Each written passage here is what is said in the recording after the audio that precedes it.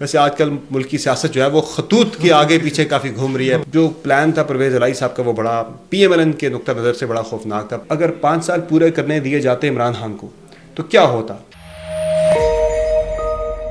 अब जो हालात चल रहे हैं इस वक्त सियासी, उनके ऊपर बात करना किसी ऐसे जर्नलिस्ट से ज़रूरी था जो इन तमाम मामलात को गहरी नज़र से देखते हैं। तो हमने रब्ता किया समर अब्बास से।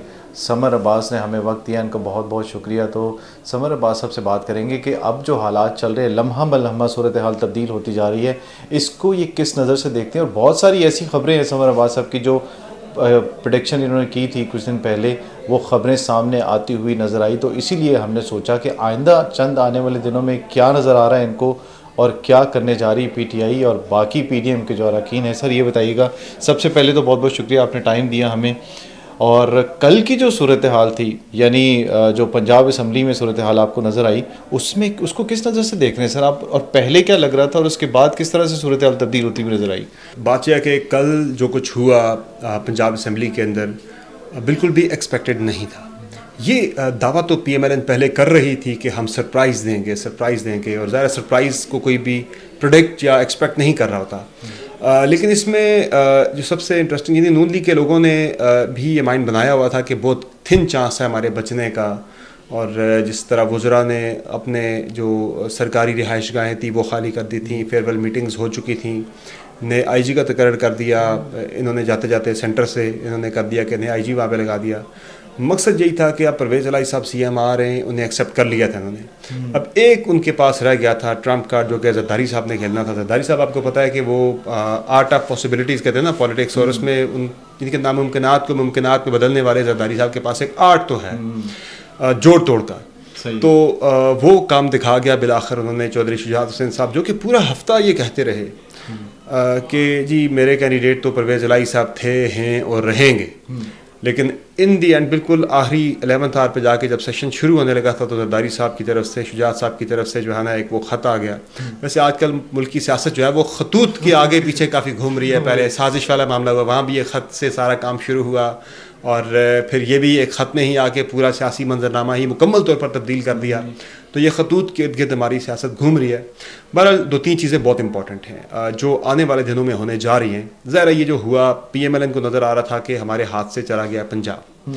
वो चाहते नहीं थे, वो ये चाह रहे थे कि पंजाब अगर हमारे हाथ से चला भी जाता है तो एटलीस्ट फिर इंतखाबात ही हो जाएँ। चूँकि जो प्लान था परवेज़ इलाही साहब का वो बड़ा PMLN के नुक्ता नज़र से बड़ा खौफनाक था। प्लान ये था परवेज़ इलाही साहब का कि पंजाब में हुकूमत पाकिस्तान तहरीक इंसाफ की हो, ठीक है, और कौमी असम्बली के इंतखाबात हो रहे हों। तो आपको पता है कि सेंटर में गवर्नमेंट जो भी बनती है वो उसमें आधी से ज़्यादा सीटें जो कि पंजाब से आती हैं, पंजाब अगर आप विन कर लें तो फिर आपकी सेंटर में गवर्नमेंट बन जाती है बड़े आराम के साथ। तो परवेज़ इलाही साहब ने खान साहब को मशवरा ये दिया था कि हमें पंजाब की हुकूमत रखते हुए अपने पास सेंटर में इलेक्शन के लिए पुश करना चाहिए।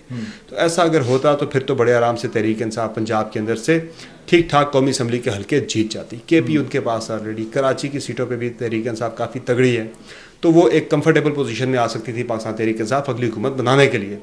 लेकिन वो PMLN को नज़र आ रहा था सारा प्लान, तो उन्होंने फिर ये छक्का मारा। उन्हें पता था कि ये ज़्यादा देर टिकेगा नहीं ये मामला। ये जो किया है डिप्टी स्पीकर साहब ने, ये ज़्यादा देर चलने वाली चीज़ नहीं है, क्योंकि इस पर क्लैरिटी मौजूद है। यानी मेरी जो, मैं बहुत सादा तरीन अल्फाज में अगर बयान करूँ, इस सारे जो कानूनी मखमसा कल से एक बना हुआ है, जो कन्फ्यूजन पैदा हुई हुई है। कोई जो है वो सुप्रीम कोर्ट की जो राय थी सदारती रेफरेंस पर 63A पे, कोई उसका हवाला दे रहा है जी, कोई यहाँ पे इलेक्शन कमीशन के फैसले को कोट कर रहा है। PMLN वाले by the way election commission के फैसले को कोट कर रहे हैं। फिर कोई जो है वो 63A की जो रीडिंग है, जो आइन के का जो आर्टिकल 63 है, कोई उसका सहारा ले रहा है अपनी राय देने के लिए। सिंपल तरीन अल्फाज में, सादा तरीन अल्फाज में अगर सारी चीज़ को बयान किया जाए तो किसको वोट देना है किसी भी मेंबर ने जी, उसका फैसला पार्लिमानी पार्टी करती है। पार्लिमानी पार्टी फैसला कर लेती है, वो मेंबर्स को कन्वे करती है कि किसको वोट देना है। अगर मेंबर इन्हिराफ करे पार्लिमानी पार्टी के फैसले से, उसके बाद रोल शुरू हो जाता है पार्टी हेड का। उससे पहले पार्टी हेड का रोल नहीं है। पार्टी हेड का रोल उसके बाद शुरू होता है कि पार्टी हेड अगर कोई करता है, डिफेक्शन करता है या इन्हिराफ करता है पार्लिमानी पार्टी के फैसले से, तो फिर पार्टी हेड लेटर लिखता है, प्रिजाइडिंग ऑफिसर को भी लिखता है उस इलेक्शन के, और उसके साथ साथ इलेक्शन कमीशन ऑफ पाकिस्तान को भी लिखता है कि चूँकि इस बंदे ने इन्हिराफ किया है इसलिए इस बंदे को डिसीट किया जाए। तो वो रोल बाद में शुरू होता है अगर डिफेक्शन हो। तो यहाँ तो पार्लिमानी पार्टी ने बड़ा सिंपली कापली की 10 के 10 जो मेंबर्स थे उन्होंने ये फैसला कर लिया था कि परवेज़ इलाही साहब को वोट देना है, जिस पे वोट दिया। तो डिप्टी स्पीकर साहब चूँकि पहले ही ये फैसला कर चुके हैं कि अगला इलेक्शन उन्होंने PMLN के टिकट से लड़ना है, तो उन्होंने हमजा शहबाज के साथ अपनी वफादारी निभाई है। अच्छा। होना नहीं चाहिए था, गलत हुआ है। मैं समझता हूँ कि इंजीनियरिंग नहीं करनी चाहिए थी, जिसका मैंडेट है उसे तस्लीम किया जाए, लेकिन ज़ाहिर है PMLN ने अपनी सियासत करनी है, अपनी सियासत को लाइव रखना है। पंजाब नून लीग की आपको पता है कि वहीं से वो पावर गेन करती है PMLN, वही उनका मेन जो है ना पावर सेंटर है जी। तो पंजाब या तख्त लाहौर अगर हाथ से निकल गया तो PMLN की गेम इज़ ओवर। इसलिए उन्होंने इसको हर तरह बाय हुक और बाय क्रुक PMLN ने डिसाइड कर लिया था कि लड़ना है और इससे रखना है अपने पास, चाहे जैसे भी हो। अभी आर्जी तौर पर तो उनके पास आ गया है। अब ये सुप्रीम कोर्ट जो है मामला जहाँ भी जाता है, आगे चल के जो है आने वाले चंद महीनों के अंदर जो है मामला अब इलेक्शन की तरफ जा रहा है। मैंने खबर भी दी थी 2 रोज़ पहले भी इस पर, जो मेरी PMLN की सीनियर लीडरशिप के साथ मेरी बातचीत हुई थी, वो नवंबर में इंतखाबात के लिए तैयार है। ये खबर आपकी बहुत ज़्यादा वायरल भी हुई थी जिसका आपने बताया था। बिल्कुल PMLN जो है वो उनकी सोच ये थी कि इस चीज़ पे गौर हो रहा था कुछ दिन पहले से। एक चीज़ तो ये थी कि अगस्त में ही आर्मी चीफ अनाउंस कर दिया जाए, ये तजवीज़ भी ज़रा गौर थी। या फिर दूसरा ये था कि नई गवर्नमेंट आके आर्मी चीफ की अपॉइंटमेंट करे, चूँकि अनाउंसमेंट तो खान साहब ने भी अगस्त के पहले हफ्ते में बाजवा साहब की री अपॉइंटमेंट की कर दी थी। ठीक है। तो ये थी कि अगस्त के पहले हफ्ते में आर्मी चीफ अनाउंस कर दिया जाए, और सेकंड वीक में जो हमारी डायमंड जुबली है 14 अगस्त को मना के, तो 15-16 अगस्त को हमें छोड़ दें हुकूमत, और फिर अक्टूबर में कंपेन अच्छी हो जाएगी चूँकि मौसम अच्छा होगा, मिड नवंबर में जाके इंतखाबात हो जाए। तो ये चीज़ ज़रा गौर थी। फिर दूसरा ये भी था केयर टेकर सेटअप के वाले से भी जो सुनगुन है वो ये है कि केयर टेकर सेटअप जो है उसमें मुमकिन है कि टेक्नोक्रेट्स की गवर्नमेंट लाई जाए, चूँकि इस वक्त जो हमारी मुआशी सूरत हाल है पाकिस्तान की, वो आउट ऑफ द बॉक्स हमें सोल्यूशंस चाहिए। उसके लिए ये तजवीज़ ज़ेर गौर है कुछ फैसला साज हलकों के अंदर कि केयर टेकर सेटअप आए, एक इकोनॉमिस्ट को मुल्क का केयर टेकर वज़ीर आज़म लगाया जाए जो मईशत को समझने वाला बंदा हो, और फिर इसको एक्सटेंड किया जाए मईशत की ही आड़ में, मईशत की बेहतरी की आड़ में उसको 7-8 महीने तक, साल तक खींचा जाए। लेकिन मिनिमम 6-7 महीने का सुनने में आ रहा है कि इतना खींचा जा सकता है, क्योंकि कोई भी पॉलिटिकल गवर्नमेंट इस वक्त जो हमारे मुआशी हालात हो चुके हैं उसमें इतने सख्त फैसले करने हैं, वो हालात इतने सख्त फैसलों का तकाजा कर रहा है कि कोई भी पॉलिटिकल पार्टी जो है वो इतने मुश्किल फैसले नहीं कर सकती। PMLN ने किए हैं, लेकिन उसकी देखिए उन्हें पंजाब के अंदर कितनी सख्त कीमत चुकानी पड़ी है ज़िमनी इंतखाबात के अंदर, मजीद वो नहीं कर सकती। तो इसलिए केयर टेकर सेटअप आके वो सारे फैसले करेगा, चूँकि उन्होंने किसी को जवाब नहीं देना होता, ना कोई इलेक्शन लड़ना होता, दोबारा जाके आवाम के अंदर दोबारा जाना होता है, तो इसलिए वो ये सारे फैसले कर सकता है केयर टेकर वज़ीर आज़म और केयर टेकर सेटअप। तो वो एक्सटेंडेड केयर टेकर सेटअप हो, तो उस पर मैंने जब बात की PMLN के अहम तरीन लीडर के साथ जो मियाँ साहब के बहुत करीब हैं, जो शहबाज साहब के बहुत करीब हैं, फैसला साजी में अहम रोल रखते हैं, तो उनका ये कहना था कि ये हमारे लिए बहुत सूटेबल है। अगर ऐसा हो जाता है ये मुल्क के लिए भी अच्छा है और हमें भी सूट करता है कि इस दौरान 6-7 महीने में लोग भूल जाएंगे कि नून लीग ने क्या किया था अपने दौरे हुकूमत में, कितनी महंगाई की थी, जो कि केयर टेकर सेटअप ने तो उससे ज़्यादा करनी है। तो उस तरफ चीज़ें जा रही हैं। तो ये इस चीज़ पे इत्तेफाक राय पैदा हो रहा है कि नवंबर के अंदर इंतखाबात की तरफ हम चले जाएं। जो मुलाकात हुई है गुज़श्ता रोज़ chairman joint chief of staff committee lieutenant general Nadeem Raza साहब की सरबराही में सर्विसेज चीफ्स की, वो बहुत ही इंतहाई अहमियत की हामिल वो मुलाकात है। इस मुलाकात के अंदर बहुत से इंपॉर्टेंट फैसले हुए हैं। एक फ़ैसला तो ऑब्वियसली हुआ है कि मुल्क के अंदर इस्तेहकाम कैसे लाया जाए। सबसे जो उस मीटिंग का जो अहम तरीन जो एजेंडा था वो था मुल्क के अंदर इस्तेहकाम कैसे लाया जाए। तो उसमें इसी चीज़ पर डिस्कस हुआ कि तमाम जो पॉलिटिकल पार्टीज़ हैं उन्हें बिठाया जाए और बिठा के एक इत्तफाक राय कायम किया जाए, टाइम लाइन तय की जाए कि कब इंतखाबात होंगे। अभी सिर्फ जरदारी साहब जो हैं वो पंजाब सिंध हुकूमत छोड़ने के लिए तैयार नहीं हैं, उन्हें रजामंद करना है, उन्हें राज़ी करना है। ज़ाहिर है अगर उन्हें दोबारा गारंटी मिल जाती है, इंश्योरेंस कहीं से मिल जाती है कि सिंध दोबारा आपको मिल जाएगा, ऐसी स्ट्रेंथ के साथ मिलेगा, वो छोड़ देंगे सिंध को, और साथ वो कुछ बारगेन करके पंजाब की कुछ सीटें भी जरदारी साहब ले लेंगे, चूँकि ज़ाहिर है बारगेन उनसे अच्छा कोई नहीं कर सकता सियासतदानों के अंदर बाय द वे। तो इस चीज़ पे मामला थोड़ा सा सिंध पे अटका हुआ था, वो भी इत्तफाक राय मुझे यकीन है कि अगले चंद हफ्तों के अंदर 5 से 6 हफ्तों में ये इत्तफाक राय हो जाना, सारी चीज़ें हो जानी हैं। अब होने ये जा रहा है मुमकिन तौर पर कि सदर मुमलिकत डॉक्टर आरिफ अलवी साहब जो हैं वो इसमें एक लीड रोल प्ले करेंगे। इसमें खान साहब भी उन्हें अपनी राय लिखेंगे, तजवीज़ लिखेंगे कि चूँकि हालात मुल्क के बहुत बुरे हो चुके हैं, तो आप इसमें एक इनिशिएटिव लें, तमाम पॉलिटिकल पार्टीज़ को बिठाएं। चूँकि सदर है वो सरबराह मुमलिकत है, तो सदर का ये काम बनता है कि वो तमाम लोगों को बिठाएं और बिठा के बातचीत करें। उसमें ज़ाहिर है उसमें इस्टेब्लिशमेंट के लोग भी बैठे हों, उसमें तमाम पॉलिटिकल पार्टीज़ के लोग भी बैठे हों, बातचीत हो के खान साहब ने खुद तो नहीं बैठना, अपने किसी नुमाइंदे को ही वो भेजेंगे, क्योंकि वो कहते हैं मैंने शहबाज शरीफ के साथ नहीं बैठना। तो ये बैठ के बातचीत हो के अगले 5 से 6 हफ्तों के अंदर अंदर आप देखिएगा कि एक इत्तेफाक राय हो जाएगा केयर टेकर सेटअप के हवाले से भी और इलेक्शन की टाइम लाइन के हवाले से भी कि इंतखाबात मुल्क में कब करने हैं। तो लग ये रहा है कि towards the end of this year हम इलेक्शन की तरफ जा रहे होंगे, और अगर केयर टेकर सेटअप एक्सटेंड हो गया तो फिर अगले साल के यानी कि मई में या अप्रैल मई के अंदर जो है ना इंतखाबात फिर मुल्क के अंदर हो जाएंगे। समर भाई, आपको लगता है कि इलेक्शन कमीशन तैयार है? जिस तरह से आप टेन्योर बता रहे हैं इसमें तो बहुत कम वक्त रह गया, तो इलेक्शन कमीशन तो आपको याद होगा कि 90 डेज़ के ऊपर भी वो करवाने को तैयार नहीं था। अक्टूबर के जी इलेक्शन कमीशन ने अक्टूबर का कहा था, जब उनसे पूछा गया था अप्रैल के अंदर पूछा गया था उनसे कि आप इंतखाबात कब करवा सकते हैं, तो उन्होंने कहा था कि हम अक्टूबर में इंतखाबात करवा सकते हैं। और फाइनेंशियली इस पोजीशन में है इलेक्शन कमीशन? ज़ाहिर है, देखिए इतने पैसे तो हमारे पास इस वक्त मुल्क के इतने नहीं है, लेकिन ज़ाहिर है जिस तरह से एक डाउनवर्ड स्लाइड है हमारी इकॉनमी की, हमारी मुआशी सूरत हाल जिस तरह से इतनी दिन ब दिन जो है वो अबतरी की तरफ ही जा रही है, उसमें कोई बेहतरी नज़र नहीं आ रही। तो इसलिए अब पॉलिटिकल स्टेबिलिटी के लिए, चूँकि अगर ये सिलसिला अगर चलता है ना कि यहाँ PMLN पंजाब में PTI, तो वो खिंचातानी रहेगी। सही है। यहाँ से जो है यानी जो गवर्नर पंजाब है वो नून लीग के, वो बार बार परवेज़ इलाही साहब को एतमाद का वोट लेने का कह रहे होंगे, चूँकि उनके पास टोटल मेंबर ही 186 पे CM बनता है, 186 पे ही उन्हें अपनी CMशिप मेंटेन करनी है, तो उनके पास बंदे ही 186 हैं। एक यानी कि एक वोट के ऊपर आपकी गवर्नमेंट खड़ी है, तो एक बंदा आपने बीच में से स्लिप कर लिया तो आपकी गवर्नमेंट गई। वहाँ से फिर जो है PTI वाले सदर आरिफ अलवी को कह के शहबाज शरीफ को एतमाद का वोट लेने का कह रहे होंगे, तो वो खींचातानी रहेगी। अब मुल्क की जो हालात हैं, मुल्क की जो सियासी सूरत हाल है, मुल्क की जो मुआशी हालत है, ये तमाम तर चीज़ें इस बात का तकाजा करती हैं कि हमें फौरी तौर पर इलेक्शन की तरफ चले जाना चाहिए। और मेरी ज़ाती राय में अगर केयर टेकर सेटअप को अगर एक्सटेंड किया जाता है 6-7 माह के लिए, तो ये एक बहुत ही अच्छा फ़ैसला होगा, चूँकि जो सख्त फैसले इस वक्त मुल्क को चाहिए, आवाम के ऊपर तो ज़ाहिर है एक क़यामत टूटेगी महंगाई की सूरत में, लेकिन मुल्क को बचाना है तो हम सब आवाम को कुर्बानी देनी पड़ेगी। उसमें मुझे लग ये रहा है कि out of the box solution यही है इस वक्त कि हमें एक केयर टेकर सेटअप आए, 6-7 महीने मिनिमम वो चले, थोड़ा मुआशी इस्तेहकाम लेके आए मुल्क के अंदर, एंड देन फिर हम जो है ना इंतखाबात की तरफ चले जाएँ।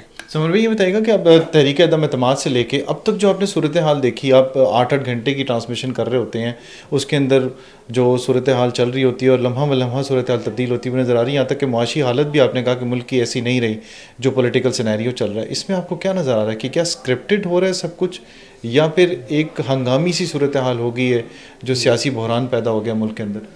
देखिए, बहरान ही है, हम बहरान हम जो है ना फेस करते जा रहे हैं। एक बहरान से जान छूटती है, दूसरा बहरान शुरू हो जाता है। अब ये सुप्रीम कोर्ट का मामला भी जो चल रहा है, इसमें भी चीज़ें किसी लग नहीं रहा कि इन्हें कोई मानेगा। PTI तो मान लेगी अगर परवेज़ इलाही साहब को बहाल कर दिया जाता है CM, बना दिया जाता है CM, हमजा शहबाज को हटा दिया जाता है, तो PMLN ने सुबह से एक नैरेटिव बनाना शुरू कर दिया है कि ये अदालतें हमारे ख़िलाफ़ हैं, ये अदालतों का इमरान खान लाडला है। जस्टिस एजाजुल एहसन पे सवाल उठाया जा रहा है कि इमरान खान से मुतल्लिक जो भी केस होता है उसमें एजाजुल एहसन साहब बेंच के अंदर क्यों शामिल होते हैं। इस तरह के सवाल PMLN ने उठाने शुरू कर दिए हैं, उन्होंने एक नैरेटिव बनाना शुरू कर दिया है, तो इस जजमेंट को भी नहीं माना जाएगा। वो नून लीग कह रही है कि मखसूस जहनीत के, मखसूस सोच के जजेस को क्यों इमरान खान से मुतल्लिक केसेस के अंदर बेंच में बिठाया जाता है। तो ये नून लीग ने भी ये नैरेटिव बनाना शुरू कर दिया, उन्होंने माइंड बना लिया हुआ है कि ये फैसला हमारे खिलाफ आना है, जो कि बड़ा सिंपल है। जिस तरह मैंने पहले बताया भी कि इतनी क्लैरिटी है कि सुप्रीम कोर्ट का जो राय हो गई सदाती रेफरेंस पर, या 63A हो गया, वो बड़ा क्लियर है कि पार्लिमानी पार्टी ने डिसाइड करना है कि वोट किसे देना है किसे नहीं देना। अगर कोई इनहराफ करता है पार्लिमानी पार्टी के फैसले से, फिर पार्टी प्रेसिडेंट का रोल वहाँ से शुरू होता है। पार्टी प्रेसिडेंट डायरेक्टली खत किसी को लिख के नहीं कहता जब पार्लिमानी पार्टी डिसाइड कर चुकी हो कि आपने किसे वोट देना है। तो ये काम टिकने वाला नहीं है अदालत के अंदर, चूँकि PMLN इलेक्शन कमीशन के एक फैसले का इसमें सहारा ले रही है, लेकिन जहाँ सुप्रीम कोर्ट का फैसला जो है वो मेरे ख्याल से वो आर्टिकल 63 है जो आइन है उसे ओवरराइड नहीं कर सकता।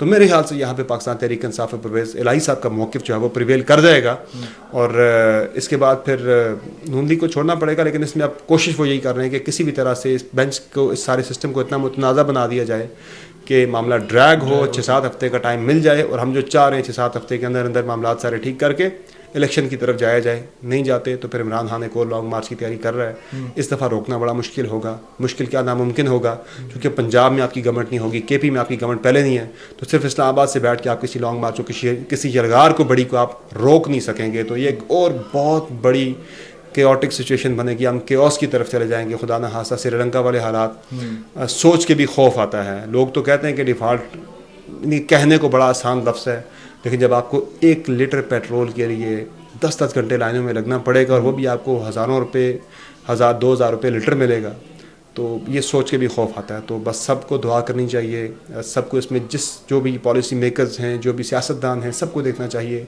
कि रियासत पहले है, सियासत बाद में है। पहले रियासत को बचाएं, फिर अपनी सियासत को बचाएं। जिस भी मुतल्लिका स्टेक होल्डर का जहाँ भी रोल बनता है, चाहे वो इस्टेब्लिशमेंट है, सुप्रीम कोर्ट है, पॉलिटिशियंस हैं, मीडिया है, एकेडमिया है, सबको इस पर बैठना चाहिए, सोचना चाहिए कि पहले मिल के रियासत को बचाया जाए, फिर अपनी अपनी सियासत को देखा जाएगा बाद में। ये बताइएगा समर भाई कि आप फील्ड में भी रहते हैं और बहुत सारे ऐसे भी हालात आपने देखे हैं कि लोगों का इस वक्त जो जज्बात हैं, लोग जो कहना चाहते हैं, जिनको देखना चाहते हैं, उनके बारे में भी आपको अंदाज़ा होगा। पाकिस्तान जो पीपल्स पार्टी और मुस्लिम लीग नून और दीगर जो पार्टियों के बारे में आपने तो बता दिया कि उनका क्या मुस्तकबिल नज़र आ रहा है। पाकिस्तान तहरीक इंसाफ का आपको क्या नज़र आ रहा है कि इमरान खान को लोग दोबारा एक्सेप्ट करेंगे और वो चाहते हैं कि लोग कि इमरान खान दोबारा आएँ और इक़्तिदार संभालें? बिल्कुल देखें, नुमान मकसूद साहब बहुत से हलकों के अंदर अब जो बहुत से हलकों में 2018 की निस्बत जो नया वोटर रजिस्टर हो रहा है, किसी हलके में 20,000 है, किसी में 30,000 है, किसी में 50,000, किसी में 60,000, इतने इतने वोटर हर हलके के अंदर ऐड हो रहे हैं। आपको पता है जो जीत और हार का मार्जिन होता है नॉर्मली वो 5-6 हज़ार का होता है।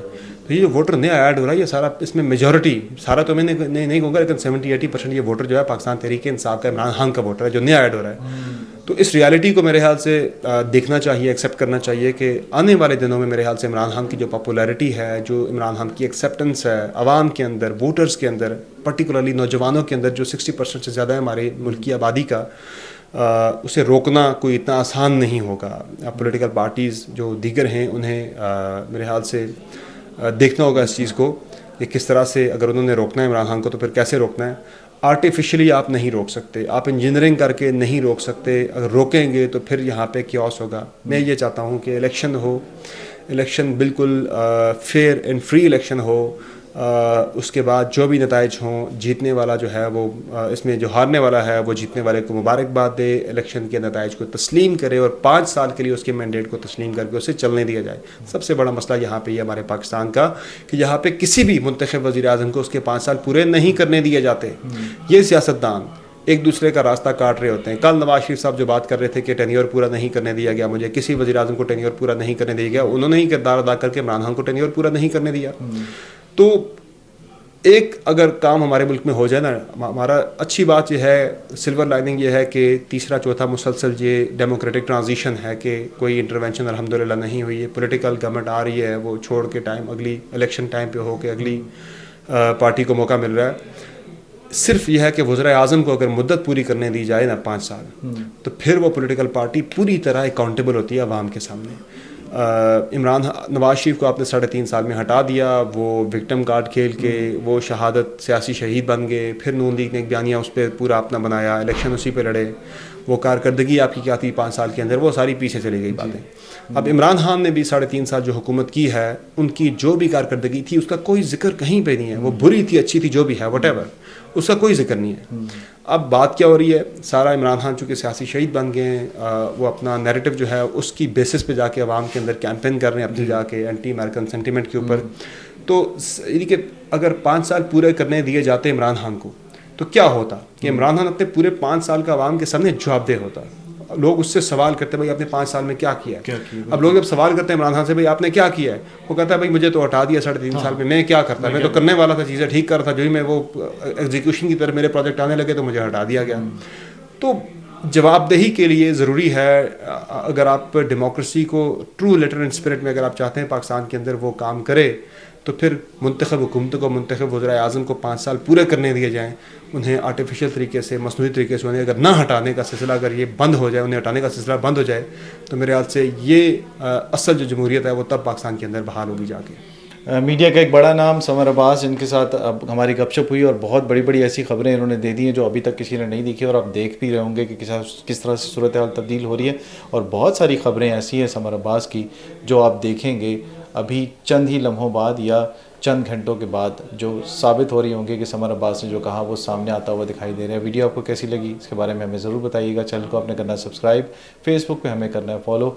अगर दोबारा समर अब्बास से मुलाकात करने का दिल करे आपका या इनसे बातचीत का दिल करे तो हमें ज़रूर बताइएगा, हम दोबारा इनकी खिदमत में हाज़िर हो जाएंगे, क्योंकि ये बहुत अच्छे दोस्त होने के साथ साथ एक अच्छे भाई भी हैं हमारे, जिनसे अक्सर राब्ते होते रहते हैं और ख़बरें मिलती रहती हैं। तो अगली वीडियो तक हमें दीजिए इजाज़त। अल्लाह निगहबान।